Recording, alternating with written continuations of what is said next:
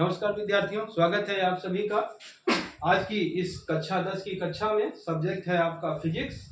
अब से पहले हमने बच्चों बहुत सारे वीडियो उपलब्ध कराए हैं जिनमें हमने प्रकाश चैप्टर को कवर करना शुरू किया है और इस चैप्टर को शुरू करते हुए हमने कई वीडियो आपको उपलब्ध कराए हैं। आज हम इन 4 बिंदुओं पर चर्चा करने जा रहे हैं और फिर इसके बाद हमारा दर्पण वाला टॉपिक लगभग समाप्त हो जाएगा।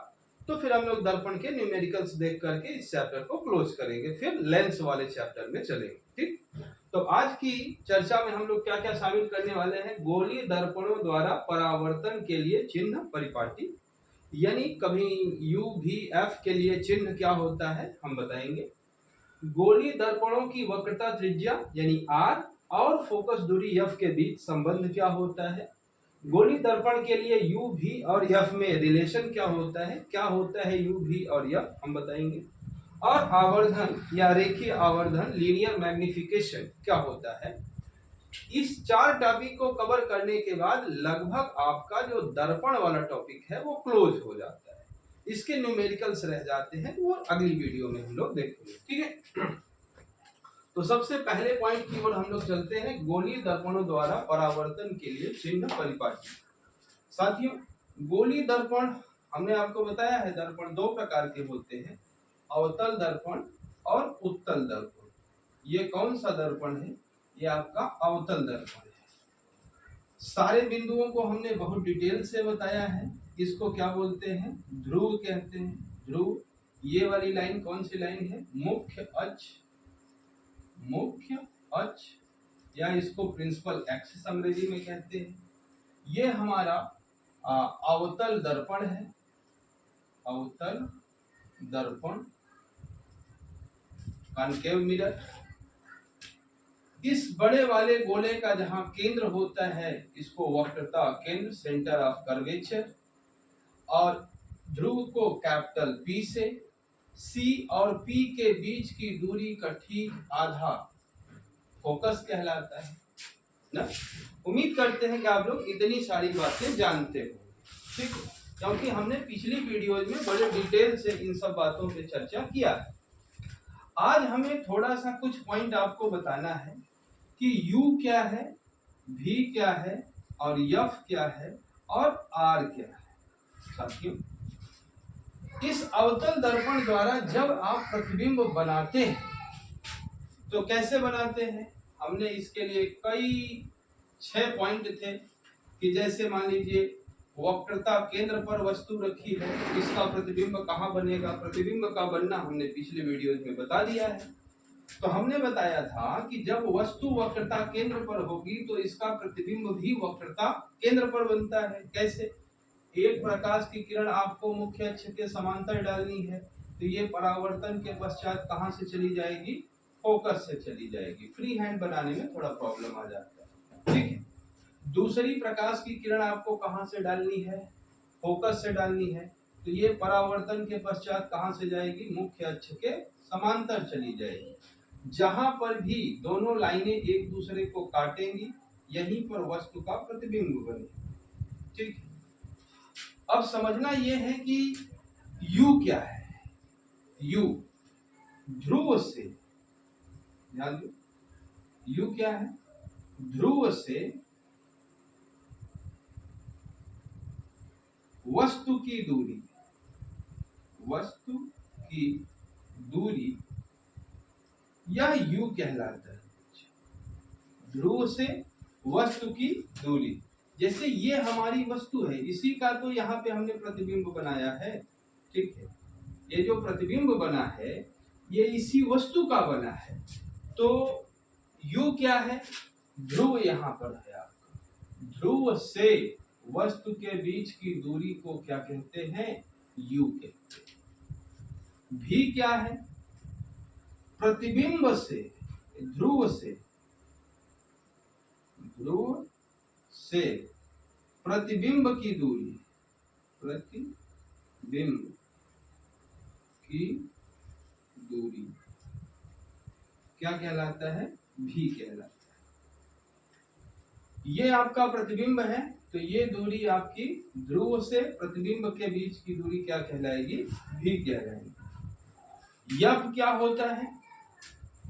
फोकस से ध्रुव की दूरी, फोकस और ध्रुव के बीच की दूरी, यानी फोकस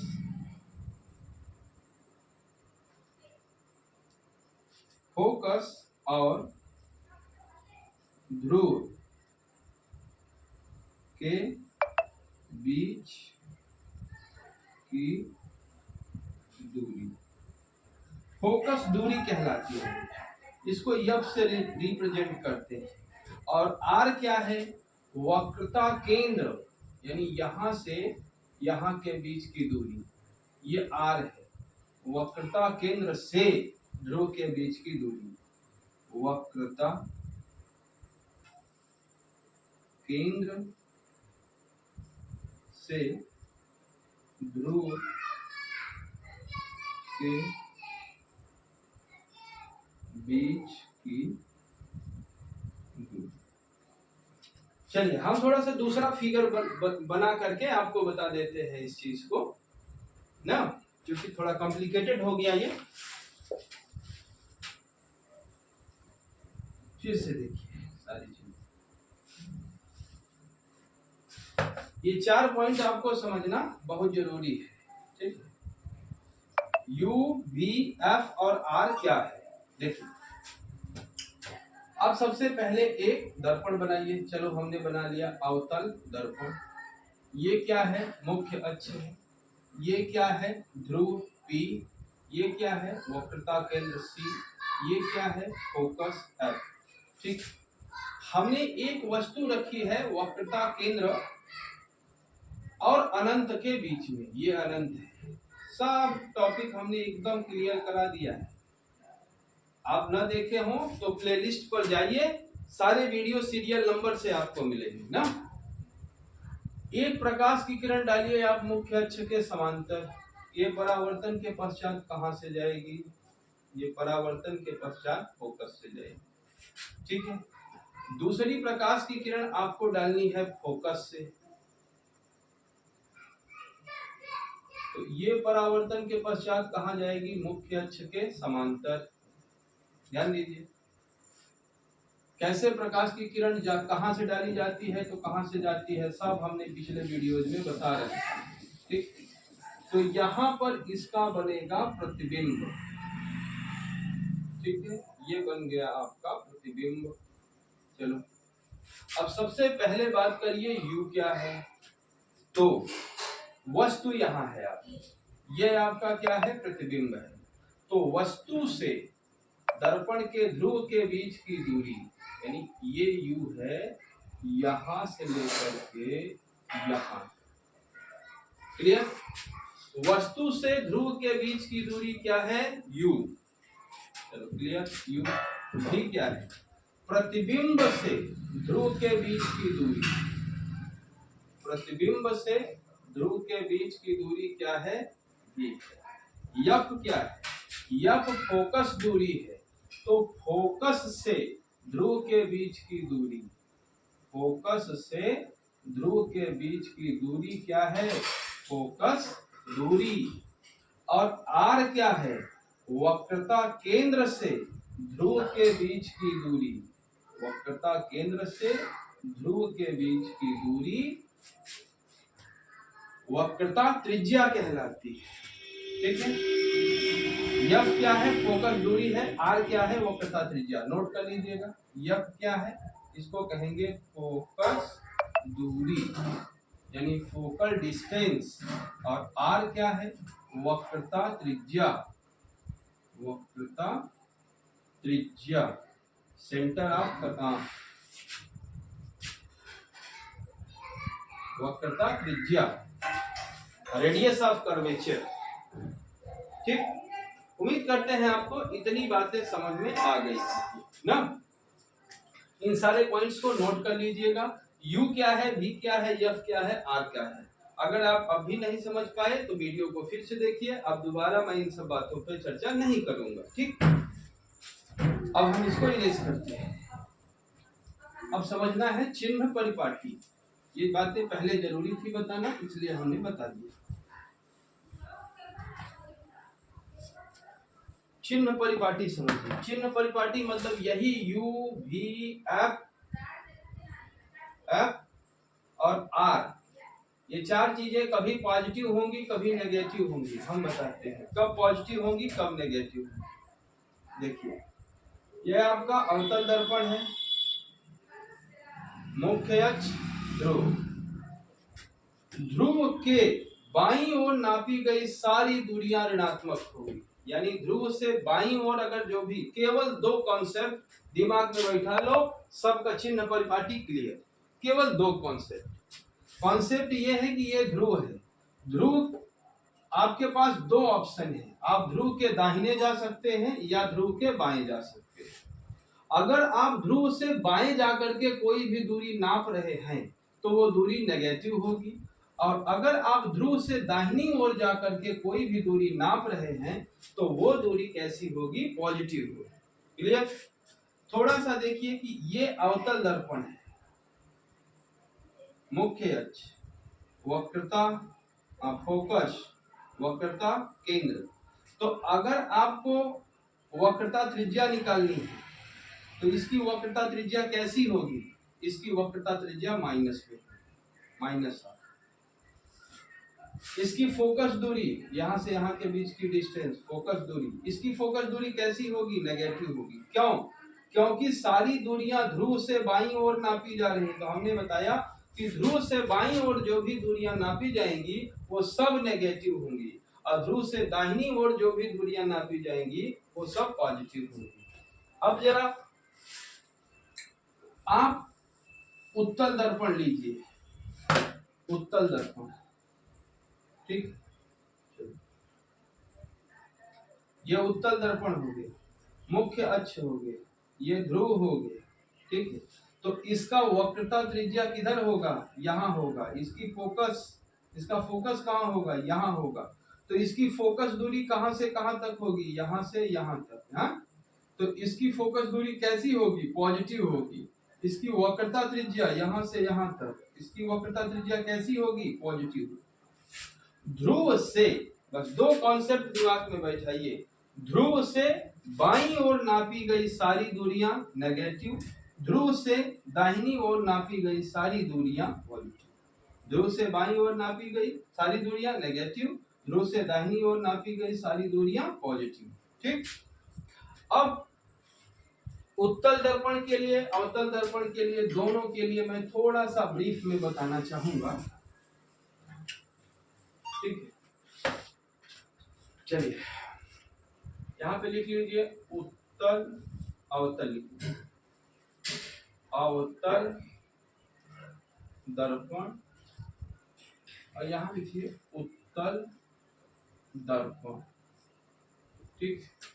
एक तो फिगर बनाइए छोटा फास्ट, ठीक, वो फोकस, वक्रता, केंद्र, और एक उत्तल दर्पण भी बना दीजिए, ठीक। ये हो गया ध्रुव, ये हो गया फोकस, ये हो गया वक्रता, केंद्र ना। इसकी फोकस दूरी देखो, ये ध्रुव, फोकस दूरी यहाँ से यहाँ के बीच की दूरी फोकस दूरी कहलाएगी। वक्रता त्रिज्या यहाँ से यहाँ के बीच की दूरी वक्रता त्रिज्या कहलाएगी। तो अब इसके लिए U कैसा होगा, V कैसा होगा, F कैसा होगा, R कैसा होगा। सारी की सारी दूरियां दर्पण से बाईं ओर नापी गई हैं, तो U भी नेगेटिव, V भी नेगेटिव, F भी नेगेटिव और R भी नेगेटिव। इसके अब थोड़ा इसके केस में आइए, तो इसकी फोकस दूरी कहां से कहां तक, ये फोकस दूरी होगी, ठीक है। इसकी वक्रता त्रिज्या यहां से यहां तक, ये वक्रता त्रिज्या होगी, ठीक है। तो इसका U, V, F और R देखिए। U बच्चों यानी वस्तु हमेशा जब भी रखी जाएगी तो दर्पण के बाईं ओर ही रखी जाएगी। तो U जब भी होगा, चाहे अवतल दर्पण हो चाहे उत्तल दर्पण हो, U नेगेटिव, ठीक। दर्पण से बाईं ओर नापी गई सारी दूरियां ऋणात्मक। वस्तु को जब भी रखेंगे, हमने बताया था कि वस्तु दो केस हो सकते हैं, अनंत पर रखा जाए या अनंत और वक्रता ध्रुव के बीच में कहीं पर भी रखा जाए तो दोनों ही केसों में u कैसा होगा, नेगेटिव होगा। भी इसके लिए वस्तु का प्रतिबिंब या तो फिर फोकस पर बनता है, अगर अनंत पर वस्तु है तो प्रतिबिंब कहाँ बनता है, फोकस पर बनता है। हाँ, और अगर वस्तु अनंत और वक्रता केंद्र के बीच में कहीं पर है तो फोकस और ध्रुव के बीच में बनता है। यानी इसके लिए जो v होगा वो हमेशा कैसा होगा, पॉजिटिव होगा। v हमेशा पॉजिटिव होगा। इसकी फोकस दूरी यहाँ से यहाँ तक दर्पण के दाहिनी ओर नापी जा रही है तो ये कैसा होगा, पॉजिटिव होगा। और वक्रता त्रिज्या कैसी होगी, वक्रता त्रिज्या देखो यहाँ से यहाँ के बीच की डिस्टेंस वक्रता त्रिज्या यानी ध्रुव और वक्रता केंद्र के, तो ये कैसा होगा, हमेशा पॉजिटिव होगा क्योंकि ये दर्पण के दाहिनी ओर नापा जा रहा है। उम्मीद करते हैं आपको चिन्ह परिपाटी समझ में आ चुकी होगी। एक बार में ना समझ में आए बच्चों, दोबारा देखना ना। क्लियर? अब सवालों पर चलेंगे तो ये सारी चीजें और ज्यादा क्लियर होंगी। इरेज करें इसको।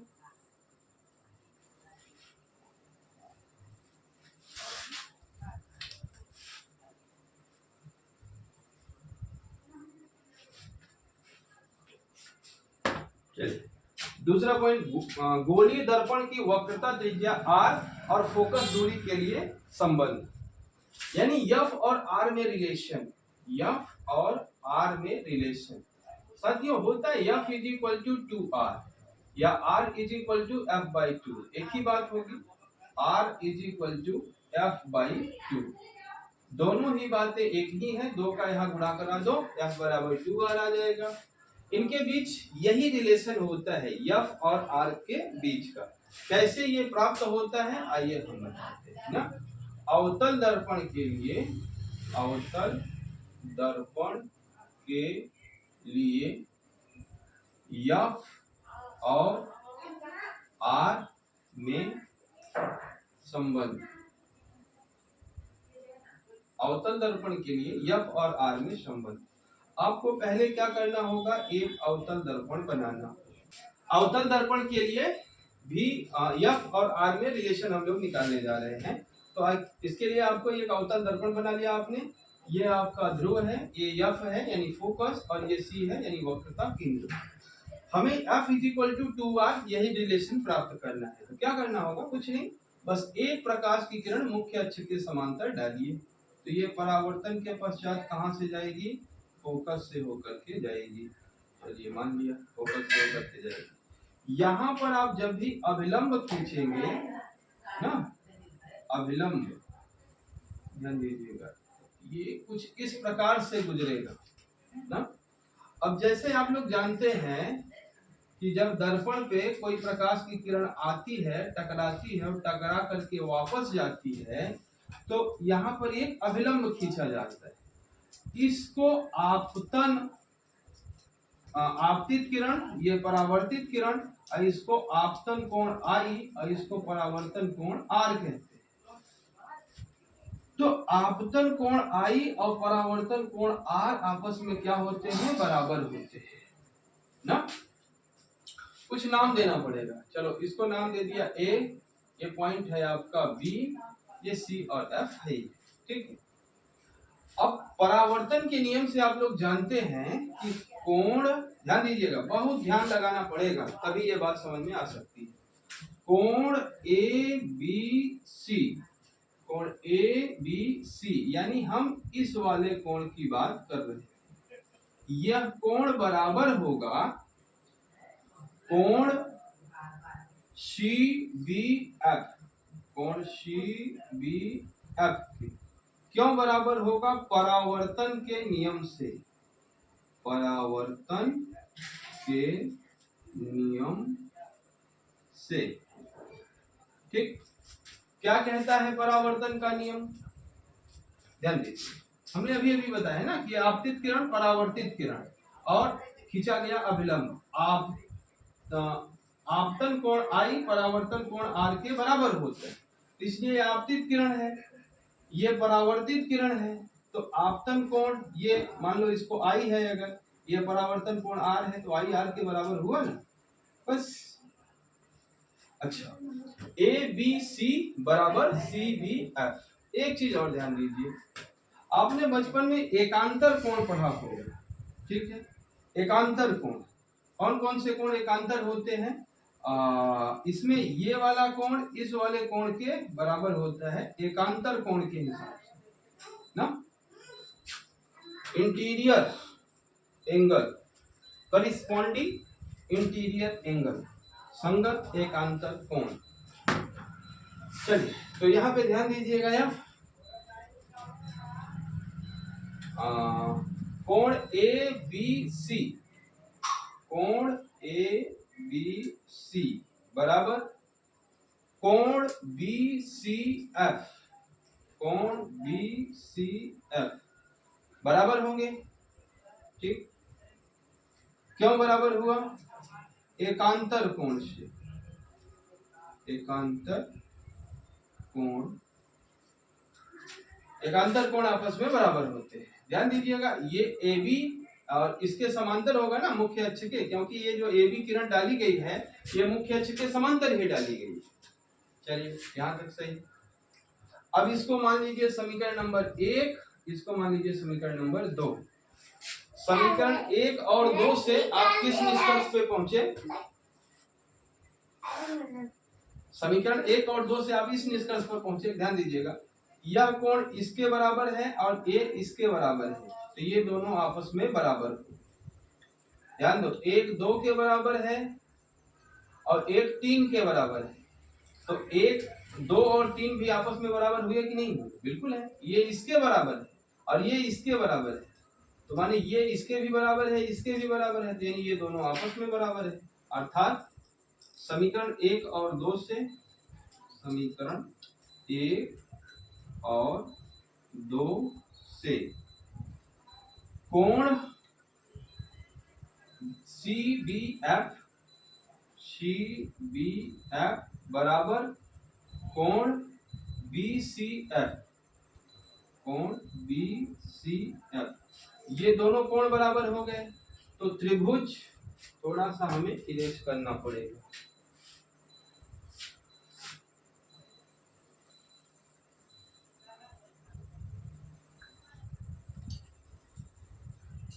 इतने में काम हमारा।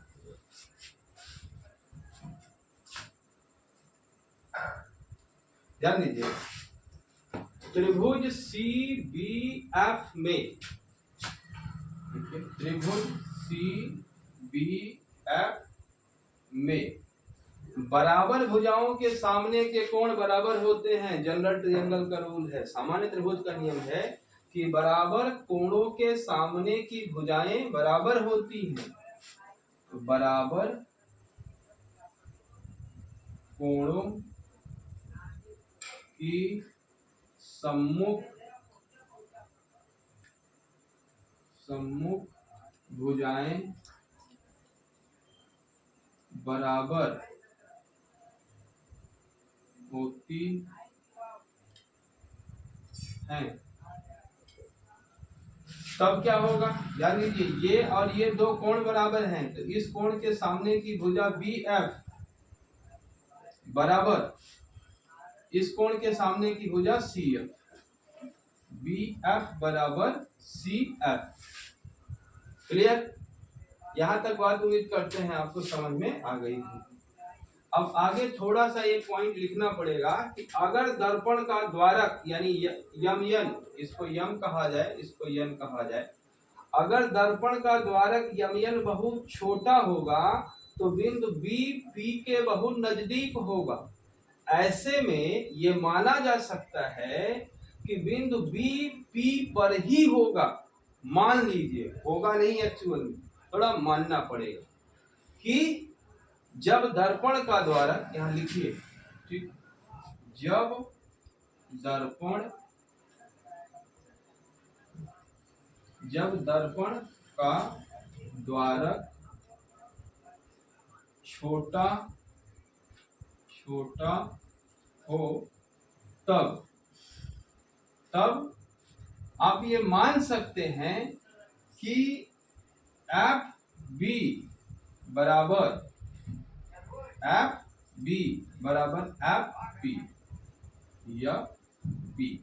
ऐसे केस में होगा क्या ना, जब दर्पण का द्वारक छोटा हो तो बिंदु बी पी के बहुत ही समीप होगा, यानी इधर ही कहीं एग्जिस्ट करेगा।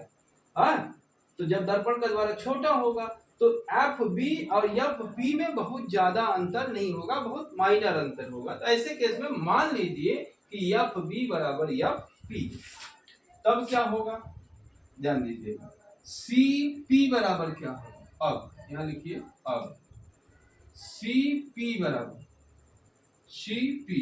बराबर होगा C F plus F P, C F plus F P, ठीक है।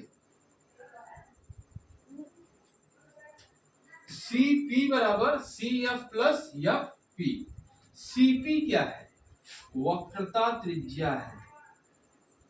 सीपी क्या है, वक्रता त्रिज्या है। वक्रता केंद्र से ध्रुव के बीच की दूरी, यही क्या है, वक्रता त्रिज्या है। और सी एफ और एफ पी दोनों ये मान सकते, देखो ध्यान दीजिएगा यहाँ पे, एफ पी बराबर है एफ बी के, एफ पी बराबर है एफ बी के, ध्यान दीजिए, एफ पी बराबर है एफ बी के और एफ बी बराबर है सी एफ के, बी एफ बराबर है सी एफ के। तो ऐसे केस में आप लिख सकते हैं सी एफ को आप एफ पी लिख सकते हैं। तो क्या होगा, सी एफ की जगह पे लिख दीजिए एफ, सी एफ की जगह पे लिख दीजिए F P plus F P, यानी कि R is equal to 2FP और FP क्या है, FP यही फोकस दूरी है, FP क्या है, यही फोकस दूरी है। तो इस प्रकार से R is equal to 2F या F इज इक्वल टू, दो को इधर कर दीजिए, R/2। बच्चों बहुत मेहनत के बाद निकला फोकस दूरी और वक्रता त्रिज्या के बीच में रिलेशन। आप लोग इसको खूब अच्छे से याद कर लीजिएगा, हो सकता है कि आपके एग्जाम में ये डिराइवेशन ही आ जाए ना। तो वक्रता त्रिज्या फोकस दूरी के बीच में relation F is equal to R/2। खूब देखिए, 2 बार देखिए, 3 बार देखिए और निकालिए ना। चले अब इसको हम इरेज कर देते हैं। जब अगर आपको लगे कि हाँ सर मेहनत कर रहे हैं, थोड़ा वीडियो को लाइक शेयर और सब्सक्राइब करते रहिए। हाँ, इरेज करें।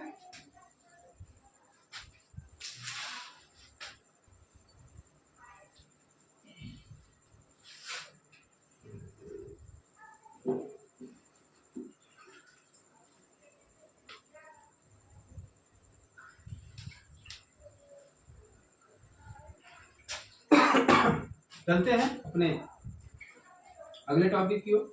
गोली दर्पण के लिए यू भी एफ में संबंध, ठीक है। देखिए यू भी एफ में संबंध किसके लिए, दर्पण के लिए, दर्पण के लिए।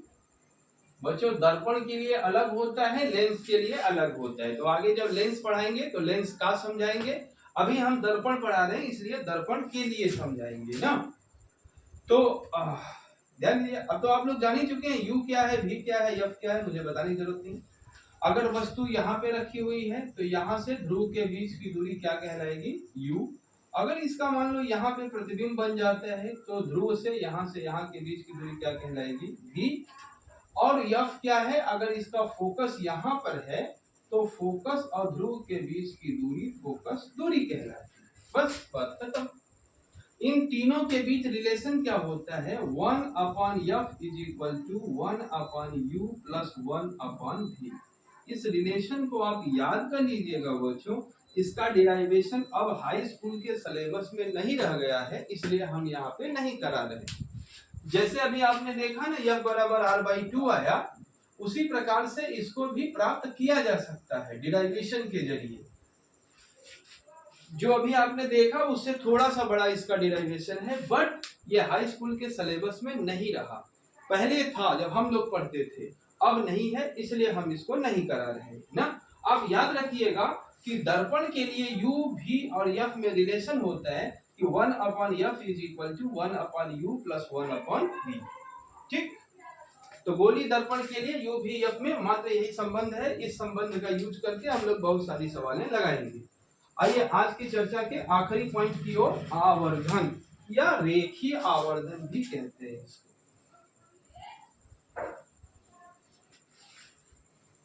चलिए बात कर लेते हैं रेखीय आवर्धन। रेखीय आवर्धन, लीनियर मैग्निफिकेशन।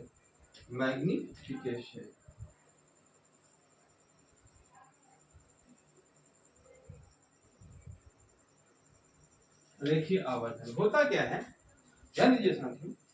आवर्धन क्या होता है? प्रतिबिंब की लंबाई,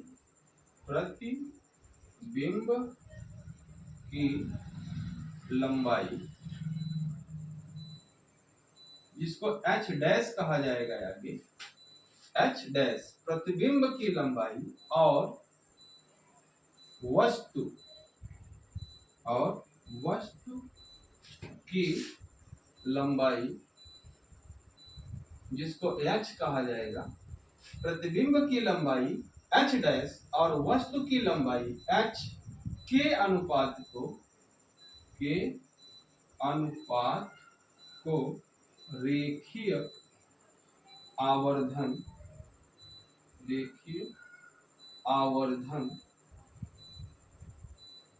कहते हैं। सिंपल सा डेफिनेशन, रेखीय आवर्धन क्या है? Linear magnification. तो प्रतिबिंब की लंबाई h डैश और वस्तु की लंबाई h के अनुपात को रेखीय आवर्धन कहते हैं।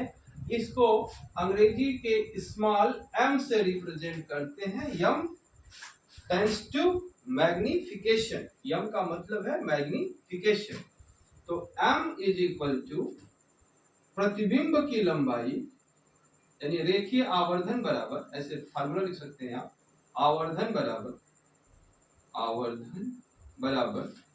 आवर्धन को कैसे डिनोट करेंगे? स्मॉल m से, इज इक्वल टू प्रतिबिंब की लंबाई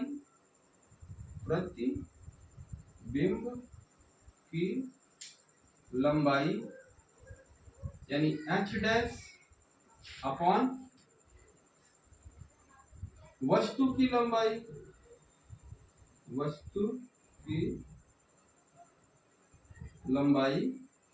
h, अर्थात m is equal to h dash upon h। आगे चल करके आप थोड़ा सा और सीखेंगे कि माइनस v अपॉन u, ये कैसे आ गया? थोड़ा आगे इस पे हम लोग जब सवालों पे चलेंगे तो बताएंगे कि कैसे h डैश और h बराबर माइनस v अपॉन u, इसका भी डिराइवेशन है, बट सिलेबस में नहीं रह गया है बच्चों, इसलिए अब सिलेबस से ज्यादा पढ़ाना भी हमारे लिए खतरा ही है ना। तो अब याद रखिएगा, m is equal to h dash upon h is equal to minus v upon u। v क्या है? हमने बताया था ध्रुव से प्रतिबिंब के बीच की दूरी, u क्या है? ध्रुव से वस्तु के बीच की दूरी। ठीक बच्चों, यहां से आपका यह जो टॉपिक है, यानी जितने भी थ्योरेटिकल पार्ट थे वो समाप्त हो जाते हैं। अब रह जाता है तो सिर्फ और सिर्फ इसका न्यूमेरिकल पार्ट्स, वो मैं कल नेक्स्ट वीडियो में आपके लिए लेकर के उपस्थित होऊंगा। अपना ख्याल रखिए, स्वस्थ रहिए, और अगर वीडियो अच्छा लगता रहे तो अपने मित्रों के साथ शेयर करते रहिए। धन्यवाद।